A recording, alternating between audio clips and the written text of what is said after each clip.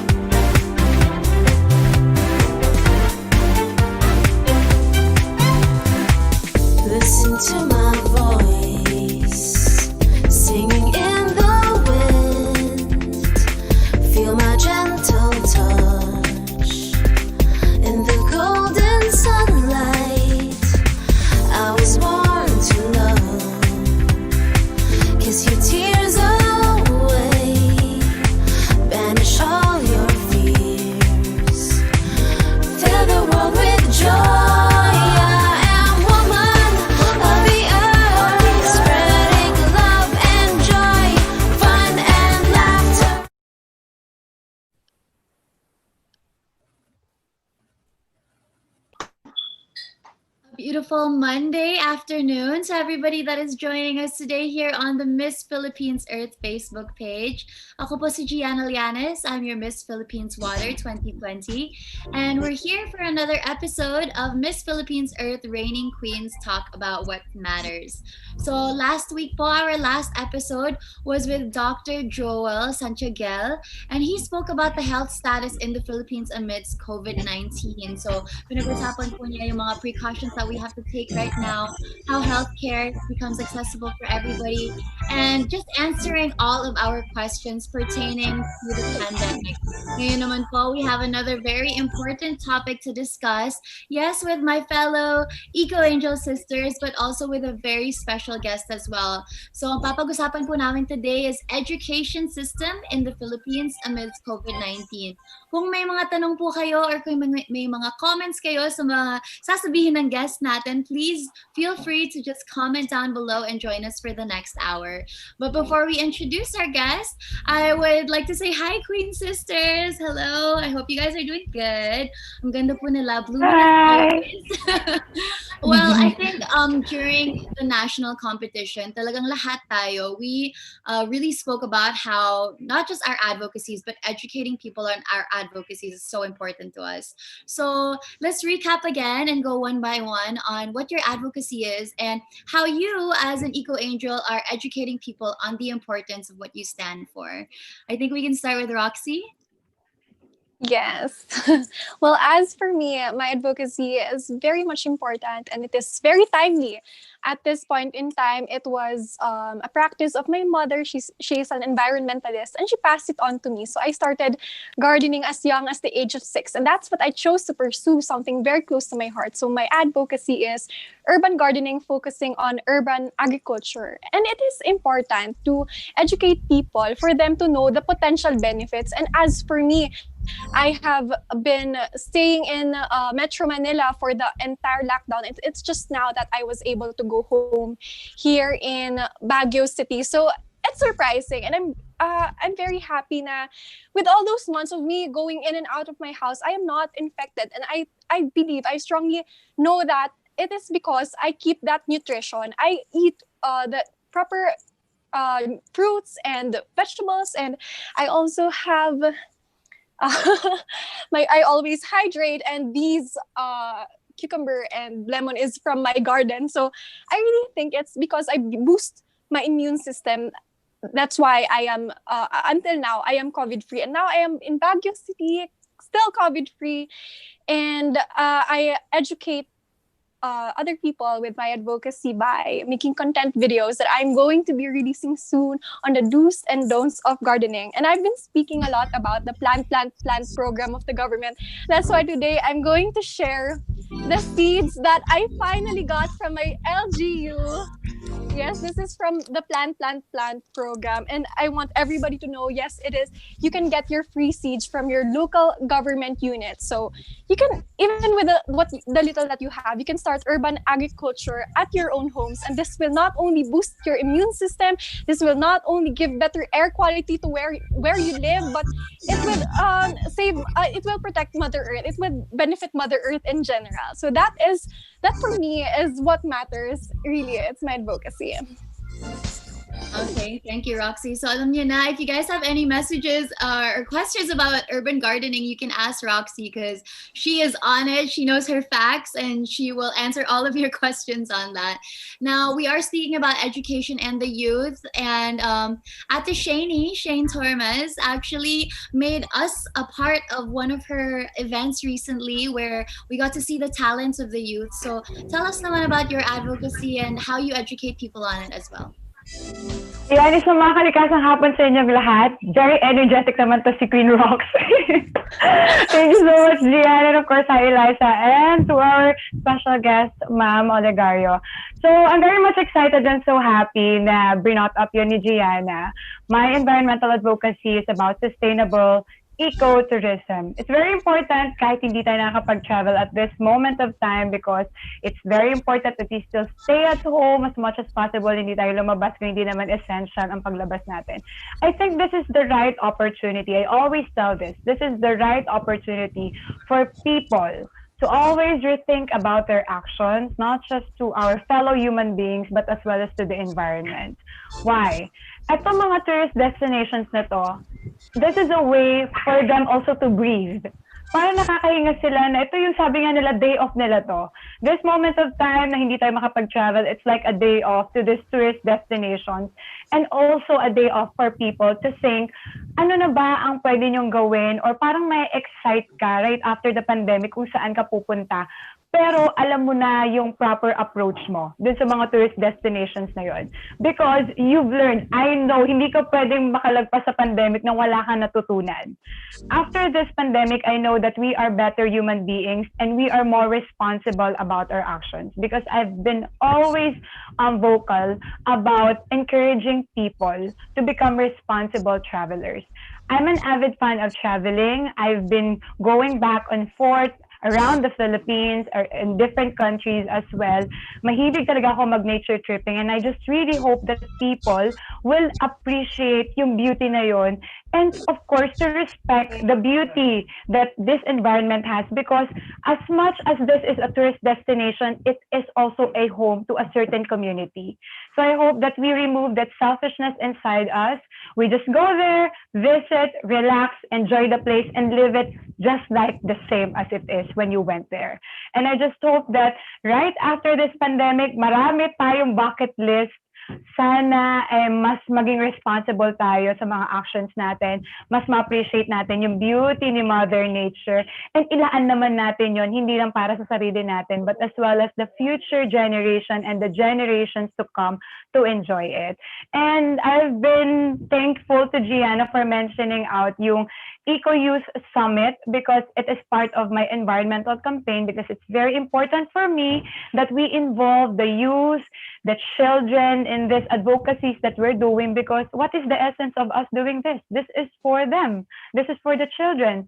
So it's very important that they know their basic responsibility as a human being na dapat bata pa lang alam na nila kung ano yung dapat nilang gawin. Hindi lang para sa sarili nila pero para na din sa tahanan nila kasi wala nga planet B and C. We only have one Earth.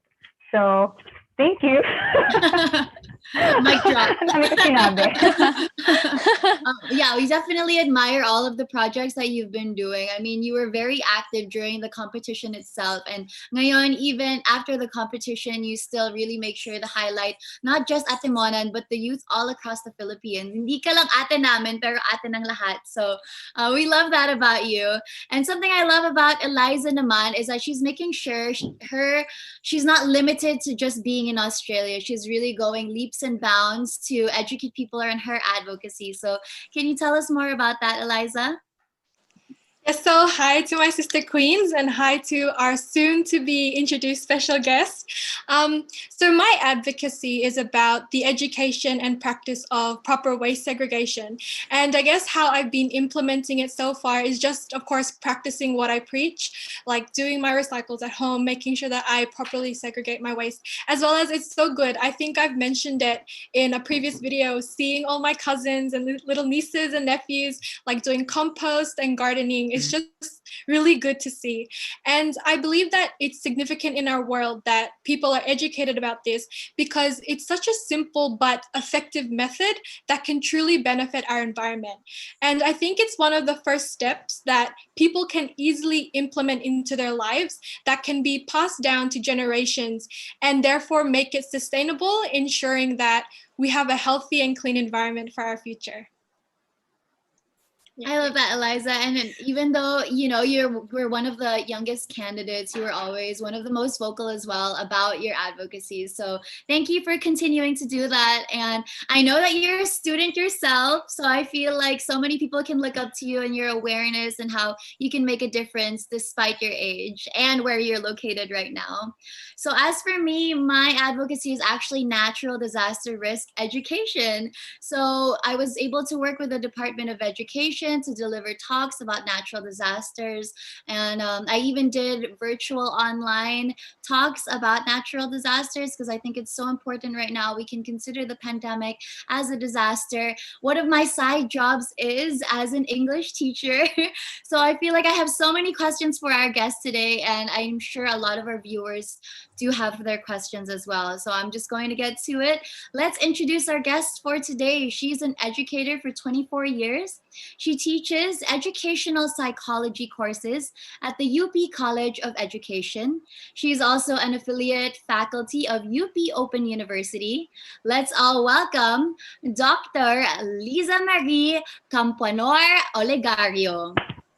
Hi. First, wait, share for a while.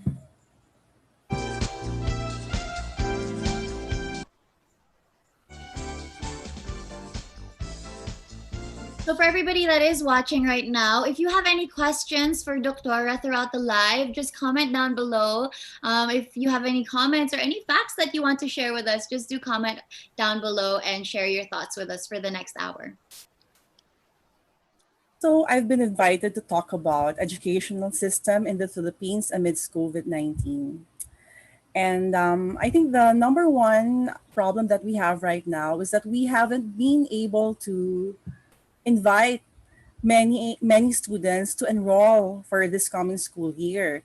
As of July, there were only 21 million students who have enrolled for the basic education. However, this morning, I heard that the DepEd has already have 23.6 million enrolled students, and that this is 96% of previous year's enrollment in public schools and 41% of private schools. So you can see that it's really more on the economic reasons. That's why many of the students haven't enrolled yet. So we're still waiting for around 5 million students to enroll for this coming school year. I've interviewed some parents why they have not enrolled their children yet. And one reason that they gave was pagkain muna. We know that many parents have lost their jobs. Around 45% have lost their jobs. And they want to think of food first, the basic needs first over education. Some are afraid that their children might get sick because there are also proposals that the face-to-face classes would continue, especially in the low-risk areas. Also, some parents are saying that they cannot really look after their children because they're also working, and they don't have time to teach their children. And some even added that they cannot pay. They don't want to pay the teachers because they think that they're the ones who will teach their children, not the teachers anymore. And then some would still prefer face-to-face and feel that the distance education program is not as effective as the face-to-face mode of learning. Others would like to transfer to public schools, and I think DepEd reported early this morning that many would really want to transfer to public schools, and many have actually transferred to public schools, and they haven't enrolled yet because they don't have the papers yet for transfer, but they will enroll eventually. They will wait and see and then enroll eventually. And then some would really say that because they believe, and I think many of you believe, that the distance education is mainly online, and they feel that they cannot afford online education because they don't have gadgets and access to the internet. Indeed, the immediate option of DepEd is online classes. As early as June, I think the DepEd decided to have the DepEd Commons. This is an online facility that will allow alternative learning system, public schools primarily, and also private schools to access educational materials through online, but this is for free because they did this in cooperation with telecommunication companies, the Department of Information and Communications Technology, and the National Telecommunications Commission. And the CHED, no, for higher education, also has the PhilCHED Connect. And this one is in coordination with higher education institutions such as UP, Emilio Aguinaldo College, Ateneo, Mapua, Aurora State College of Technology, Lorma Colleges, and Philippine Merchant Marine Academy, as well as SEI, Mariano Marcos, Pangasinan, University of Cordilleras, and Don Mariano Marcos Memorial State University. They also did this in cooperation with international partners, no, like CMEO and other universities, plus international Fulbright, British Council, and Fulbright. And also, it has the open access, no? So, books with Cambridge, Oxford, Australian Press, and Springer Publishing. But in the problem with the online classes is that many families are not financially and technologically prepared because they need to buy computers, no, and, or smartphones. They would need at least 10,000 pesos for a good smartphone.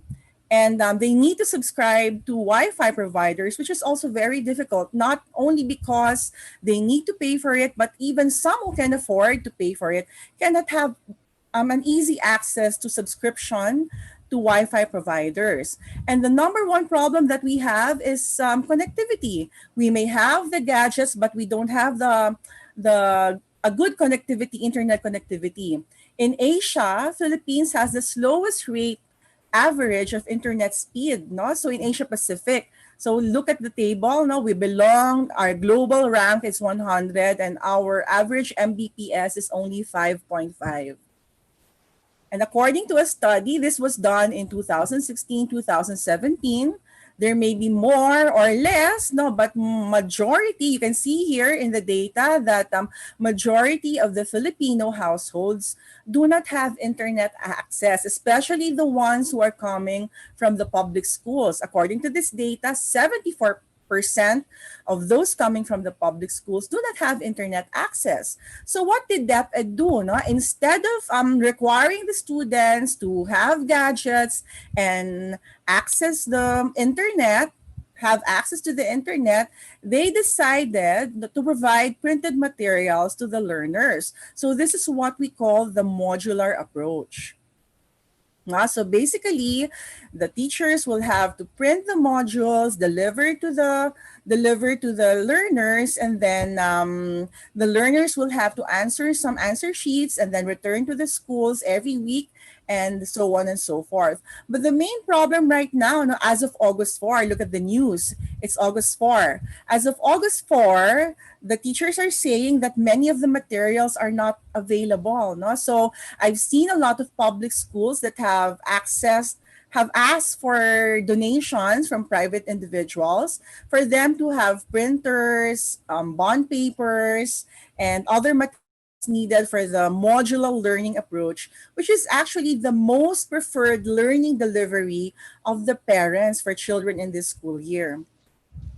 There are also areas, no, that ask for face-to-face classes. These are the low-risk areas. And I think President Duterte actually approved this request of the LGUs that have low risk of getting COVID, but they are to start this in January 2020 or the third quarter of the school year. But they have to follow stringent health standards to be allowed to have face-to-face classes. As I've said earlier, many of the parents actually prefer face-to-face classes still because this is the one we're used to. We're not used to distance education. And just recently, I think you've seen this, no? The DepEd has shown their episodes, a sample of their episodes, and so we also have the television and radio-based learning. This will be a supplement to the modular learning approach. But there was a problem, no? So on June 12, the DepEd broadcast questionnaire was found to be full of grammatical and typo errors. No, so many of the netizens reacted. This is just one example, but you will see a lot of errors in the test broadcast. So what the DepEd did was to move the opening of classes to October 5. But there are still some individuals who call for academic freeze, especially on the social media, not only Twitter. No? So these are some of their complaints. No? So but basically their arguments are they want to have vaccine first. Now, if there's no vaccine, then classes should be suspended. Okay, they want to be assured that there's health security, and that they believe that making students go to school, requiring them to have gadgets and internet connection, is only additional financial burden to many. Since, as I've said earlier, and I think you know this, 45% of the working population became jobless because of the pandemic. And some would say that the academic stress will actually add to psychological stress. And online class is not for everyone. As I've said, many believe that therefore face-to-face classes and not for online classes. And this is the strongest one. Many are saying that there should be equality for all students. No one should be left behind. So the other hashtag that they use is hashtag no one should be left behind. But coronavirus experts, vaccine experts, warn us, to be on the dangers of shortcuts, of rushing a vaccine. Did you know that a vaccine needs to be tested for 5 years? But now we are rushing the vaccine, so we just have to be careful about it and not be too dependent on vaccines. We have to be reminded that vaccines that are rushed are not thoroughly tested, meaning they are not tested among many more people. No, although I know I've heard from news again that they've been testing this for on several races already. But at the same time, we don't know the long-term effects. I'd like you to remember our Dengvaxia issue.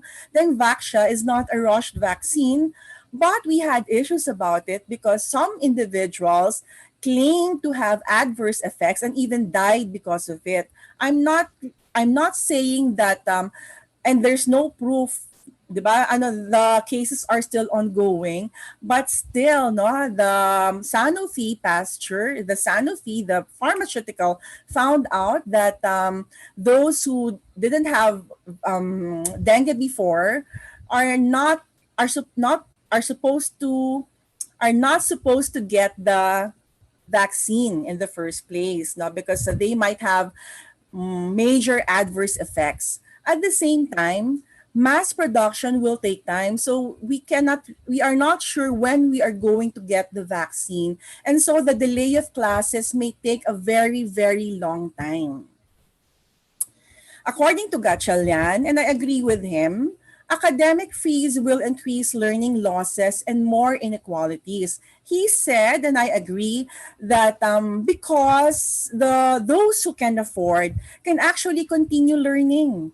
I've seen many individuals who can afford who had been attending online classes since March, because there are many online classes, not just formal schooling. Some would engage in formal schooling, some would have tutors on their own, but some would also enroll in piano lessons, voice lessons, musical instrument lessons, dance lessons. So there would be more inequality because those who can afford can actually get the formal schooling that they want, even from other countries that offer online classes.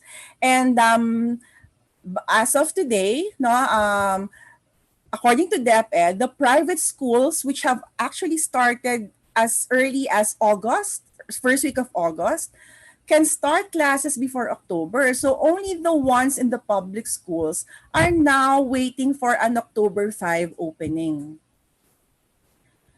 Aside from that, we need to provide education during the pandemic. Okay, aside from the fact that it's a basic need, participation in education programs can provide a sense of continuity.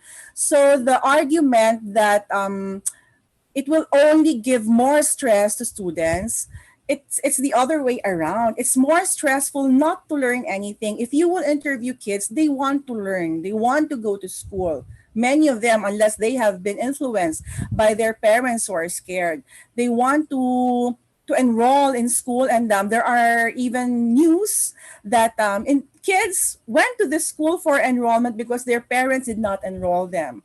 So the participation in education programs can provide a sense of continuity and a sense of normalcy, stability, structure, and hope for the future during a time of crisis. No? So it's better to be looking forward to a daily lesson, to a weekly lesson, to a daily meeting with students, even if it's online, instead of just staying at home, doing household chores, doing TikTok or whatsoever, and not having a sense of objective for them to accomplish every day. This one is from the UN Refugee Agency, and take note, no, it's in 2019. But I'd like you to see this chart, no. So you can see in this chart that there has been a global funding since as early as 2015. So other countries have actually been prepared for emergency education. No? So we're a bit too late in preparation because other countries would have earthquakes, would have wars, and other types of emergencies, and they have already prepared an emergency education kit. And we are just starting to do it. No? So it's high time to be ready to prepare ourselves for emergency education, because I believe that this is not the only emergency that we will have and have had. We've had many typhoons. We have canceled lots of classes. We've had some areas had difficulties, had earthquakes, and even had violence in their areas. No, so it's high time to be prepared for emergency education. This is the end of my talk. Now I'd like to share with you a quote that I recently made in July 20.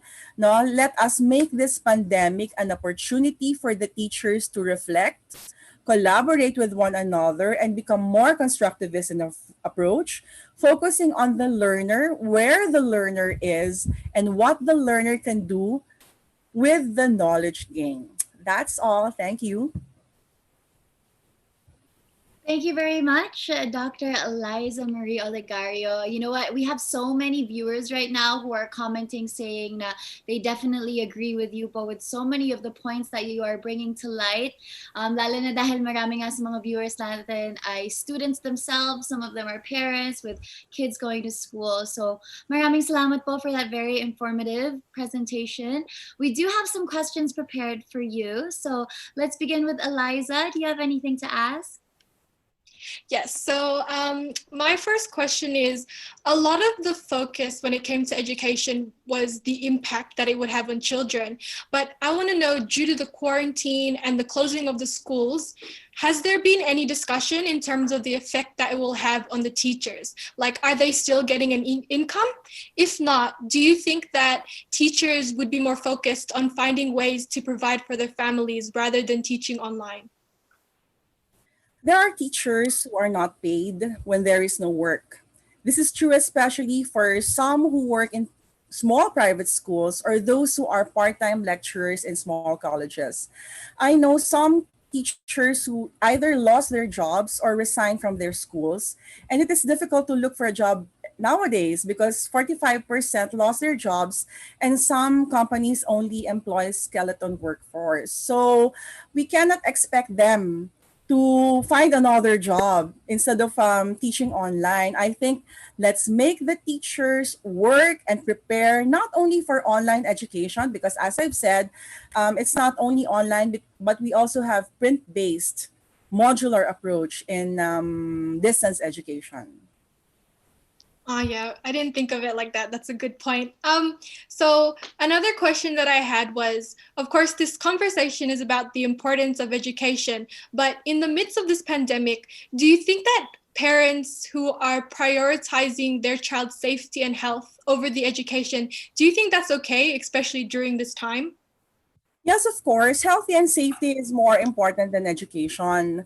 But there is no risk in getting COVID when the learners are busy staying at home.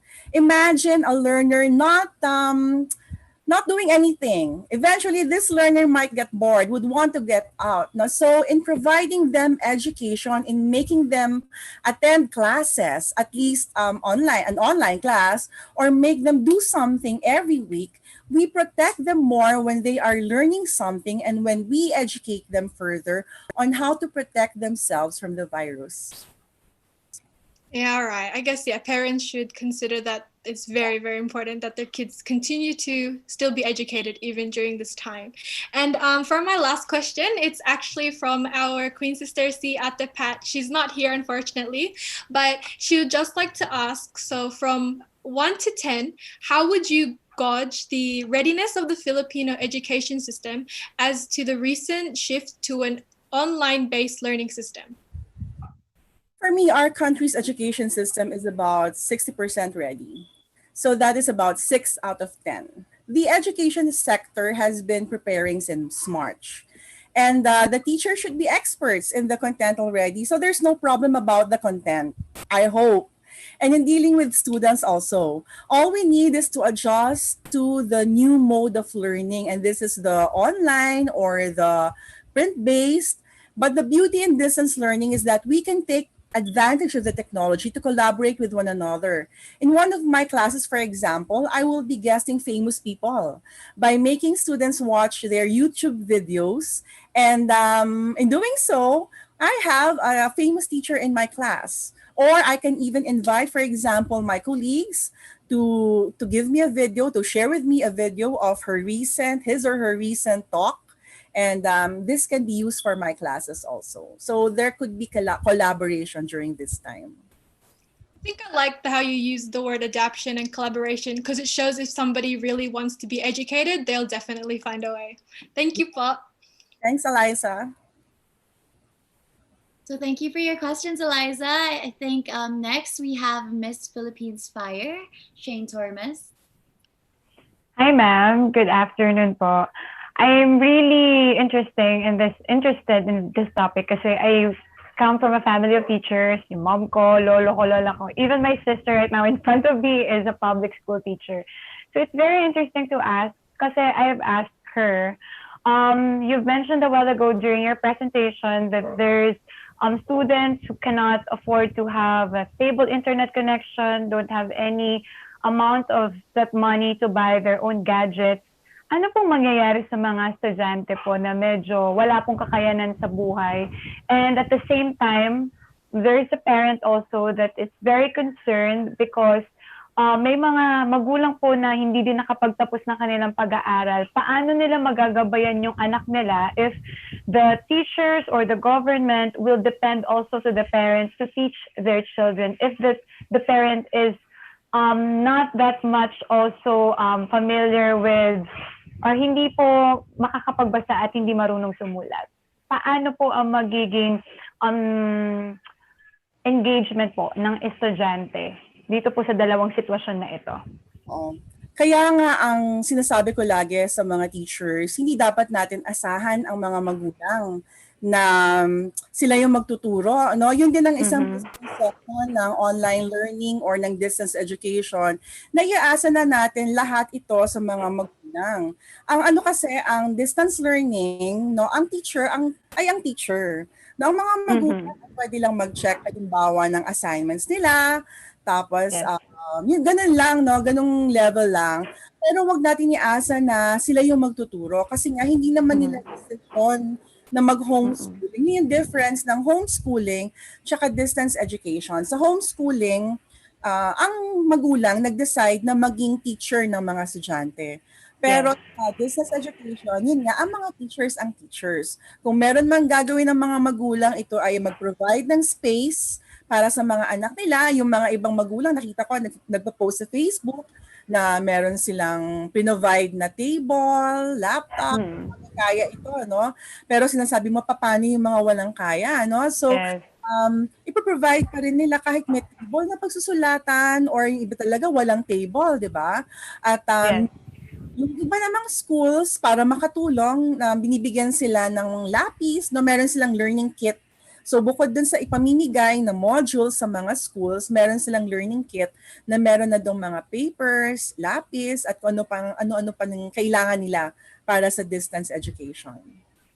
So I really can see that it will be a very challenging talaga task to my mom and to my sister as well as to you, ma'am, etong panahon na to. But we can't say not until dumating ang October 5 kung paano ang magiging scenario sa darating na pasukan. Another question po, ma'am. I have a best friend who is a teacher also, and I asked him if he have any questions to be asked sa inyo po. He saw an article daw po. He read an article saying that the DepEd will not give any assistance to its personnel who will be diagnosed with COVID-19. So, ma'am, paano po ito? Let's say mag-opening na po ang classes ng October 5 onwards. What if a certain teacher wag naman sana, ay magkaroon ng COVID? Paano po yung, medyo negative lang po kasi yung statement wherein they will not give any assistance to the personnel po. Medyo negative nga. Nabasa ko riyan, mga August 10 yan na the medical and treatment funding for COVID are not present nor appropriated in the existing budget of DepEd. Pero dun din sa article na yon, sinabi, pero nakakalungkot kasi sa ngayon, talaga, no, yung mga employees daw na nagpagamot sa private hospitals, humingi na lang sila ng assistance mula sa personal contributions ng DepEd family. So sa ngayon talagang yun siya. No? Tapos aasahan na natin ng PhilHealth, pero may mga issues siya. So, but for now, I think ang pinakamaganda na lang gawin, talagang mag-ingat sana. Ang sinabi naman ng DepEd, at least pinaprovide nila yung masks. Pero alam mo, schools pa rin na humingi ng mask, ng alcohol. No? So, I think dito pwedeng tumulong ang Miss Philippines Earth. No, baka gusto nyong tulungan sila sa area na ito kasi talagang, totoo yan, walang budget. I understand, ma'am, kasi very concerned din ako with the health of my mom dahil nga, even though there's an online class, she still have to go doon sa school to report.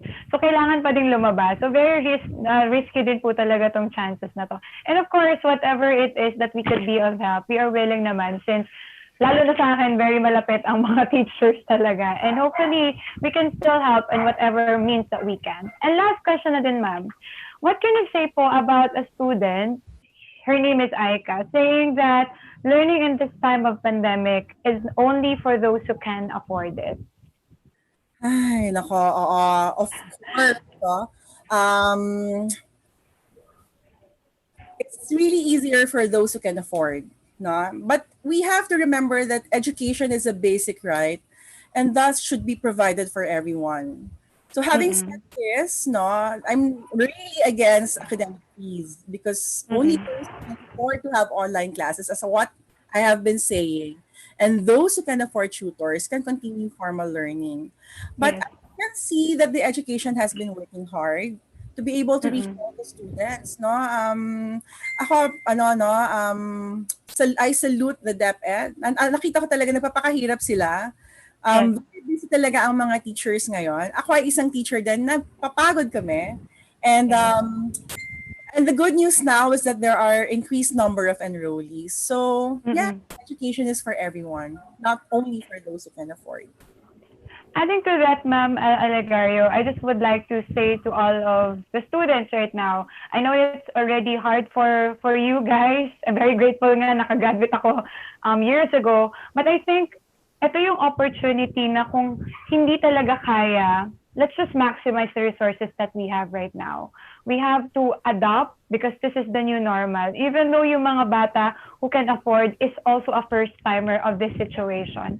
And I hope that this won't stop you on reading kung anong available na resources and books na meron sa bahay niyo, magbasa pa rin kayo. Wag sana ng pandemic na to ang tumigil para sa inyo, para mangarap kayo kung ano man yung gusto niyo matupad in the future. And wag niyo din sana kagalitan ng inyong magulang kung hindi kakayanin dahil yung parents just really wants the best for you. And if your parents decided not to allow you to go to school, it's for your health and for your safety. And for those naman po who were able to send their children to school at dun sa lahat ng mga bata na nakapag-enroll, please, wag niyo sanang sayangin itong opportunity na to na binigay sa inyo because not everyone can go to school at this school year. So thank you so much, ma'am, for answering all of my questions. Very sincere from afar. Thank you po. Very well said, Miss Philippines Fire, Shane Tormes. Now let's go to Miss Philippines Earth 2020 herself, Roxy Bayens. Rox, do you have any questions? Hello po. It's so nice to meet you. Thank you po for joining us today. And my question for you is quite similar to what was asked earlier. It's considering that not all children has access to signal or good internet connection, mostly in the far-flung areas. What do you think is a great alternative that could give education for all? As I mentioned in my presentation earlier, when the Department of Education learned from their survey that many children do not have access to the internet, the DepEd opted for the modular approach. So the print-based learning is also the top preference of the parents based on this survey. And this approach can be enhanced when combined with television or radio-based remote learning. There are more households in the Philippines who own television than a cell phone. Did you know that? And there even, diba? If there's a need to use a cell phone, the students need to share or to borrow from their parents. No, but the television can be used by the whole family because there's a schedule of programs. So I'd recommend the modular approach combined with TV and radio. And if possible, there's at least a Facebook group where the teachers can still communicate with their students, and the students communicate among themselves. Yes, thank you. I actually agree that the print-based learning is a very good alternative. And me, I have been speaking with one of my close friends, also an educator, and we were talking about, I hope that barangays would consider opening a mini library that hopefully could be funded with the government together with the efforts of those kind-hearted individuals who wants to donate. Because my mom actually, she grew up in the mountains, and also they did not have access to of course then there was no internet connection, but they didn't have access to like good schools. So my mom told me a story of how she was just reading books and even with a candlelight at night. So I think that yes, as Eliza also said, education always finds its way. You just have to be eager to accept it. Ayan, thank you. And as for my second question po, since we are now in a situation called the new normal and we have a virtual reality, do you think online classes or distance learning is as effective as the traditional way or physical classes? And do you think that the students right now are falling behind because of the situation? The effectiveness of a mode of learning really depends on the design of the instruction. Even a face-to-face type of learning may not be effective, especially when the teacher does not consider the needs of the student. So the basic really is for the teacher to take into consideration the needs of the students. No? The teacher should start from the students. I think, again, the education sector has been doing its best to be prepared for distance education. So as long as the teacher regularly communicates with his or her students and is mindful of their needs, difficulties, and concerns and immediately acts on them, the distance learning will be very effective. Wow, thank you po. And I just also wanted to share related to that. I read a Facebook post na talagang tumatak sa akin and gusto ko talaga i-share yung sinabi ng individual na to in her caption na parang, yes, people may think that students during this pandemic are falling behind. But what if they are actually advancing with a slower pace and more relaxed environment? They can find new ways of their being. So they can find new talents, be creative at home, learn the value of eating together as a family, praying together, and being grateful for what they have. And what if with this slower pace, these individuals, these students could transpire to be great leaders someday? Yes. Yes po. And siguro yun lang yung questions ka kasi medyo similar din yung isa with what was asked earlier. So thank you so much po.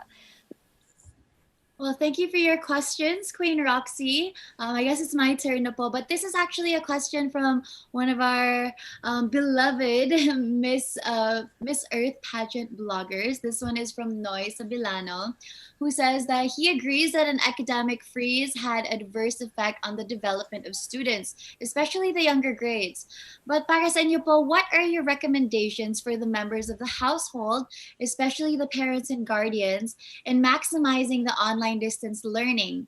He said that as a teacher himself, his fear is the too homey environment and it might make students too lax or too distracted. So how can they prevent that from happening po?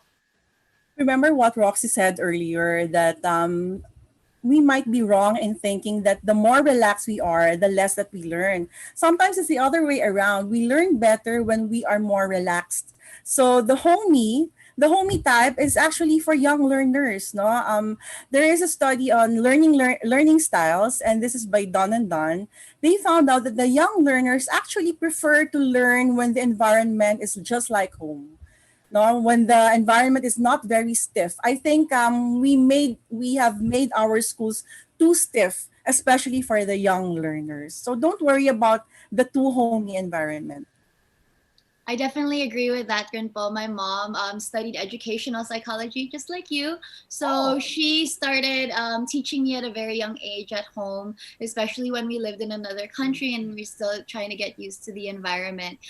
Because of that, po, I'm also very interested in psychology itself. Planning to study it for my master's soon. So I guess one of the biggest differences, of course, of being in a physical classroom and learning from home is the lack of human interaction. You don't have classmates, you don't have teachers there to talk to you, to really interact with you. So, what are the psychological advantages and disadvantages of that?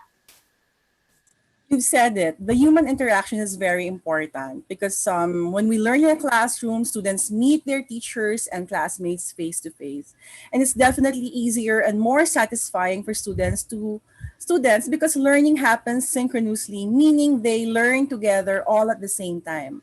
Aside from the fun of physically being together and with friends, student can immediately seek clarification of a concept or instructions that are not clear to them. So there are no misinterpretations. No misinterpretations occur because the nonverbal cues are seen.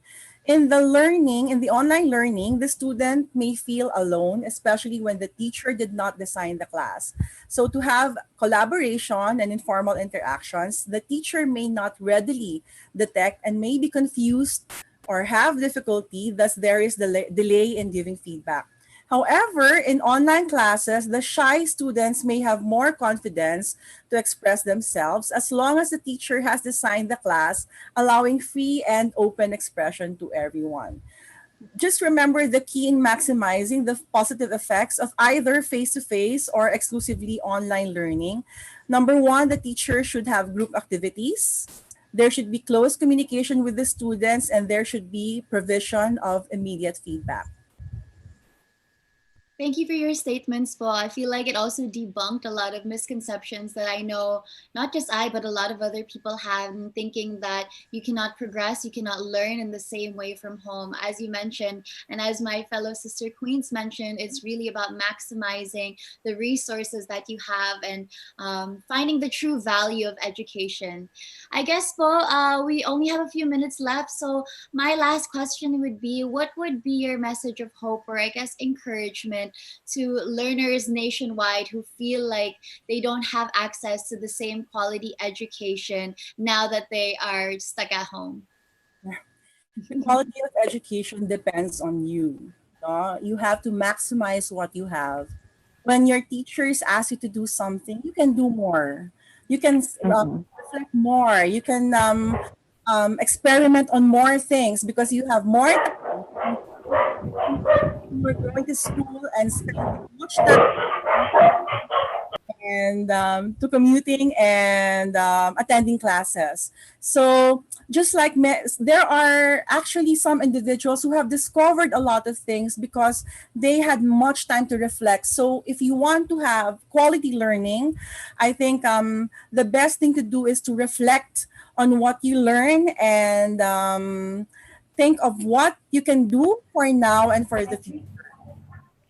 I guess, just sorry to interrupt. I guess, Doc Olegario, this pandemic will allow the students to be excited for the next school year. I think mas maraming estudyante ang makaka-appreciate ng kanilang teachers, being in inside the classroom, yung idea of being in school. So I think yun na lang yung brighter side na pwede nating tignan, wherein people or the students will appreciate more the idea of being educated and being inside the school. Kasi marami bata tinatamad pumasok ng school. But right now, since most of them cannot go to school, I think it will make them more excited to learn. And hopefully things will be in the normal na talaga next year. Sana. Sorry, you can now proceed, Gianna. Yes, and with that po, Dr. Olegario, I guess all would like to say thank you to you as a teacher and to teachers, not just nationwide, but worldwide as well, who are finding a way to make education work, even with this pandemic. I mean, my sister Queens and I were students before, and I feel like we can all say that we would not be the women we are today without the education that we had the privilege of receiving. So thank you po to teachers everywhere for making it happen. And thank you po for being our guest today and answering all of our questions. Thank you as well to all of our viewers who shared their thoughts too. So many of them were enlightened po with what you had to say, because I would honestly think that with the pandemic going on, sometimes we forget the importance of education as well. And you have just shed a light on how it is even more important now, because we need to be alert of our surroundings. We need to be educated for our future to ensure like a pandemic like this doesn't happen again, and we need to be educated to provide those helping hands for everyone else. So maraming salamat po. Thank you to everyone who watched our live. Don't forget to like and follow the official Miss Philippines Earth Facebook page and Instagram account. That's at Miss Phil Earth. Also, please watch out for the upcoming Miss Earth 2020 events, and please do like and follow the other social media accounts of Miss Earth. So guys, if you wanted to be updated on how we fulfill our duties as your Miss Philippines Earth Queens, please like and follow us on our Facebook accounts. That's Miss Philippines Earth on Facebook and Miss Phil Earth on Instagram. And for you to be updated for the upcoming activities of Miss Earth, kindly follow us on Instagram and Twitter. That's at Miss Earth. And please like and follow us on Facebook and YouTube. Subscribe to our YouTube channel. That's Miss Earth. Also, with that, there's going to be a one-day getting to know you event of Miss Earth 2020 delegates, which will happen on the 21st of September. So mark your calendars for that.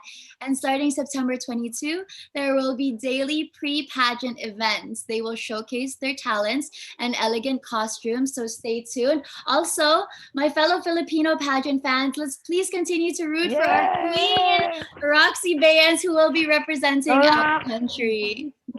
I love you. Thank you. Na-excite tuloy ako dahil sa sobrang. Thank you. Yes.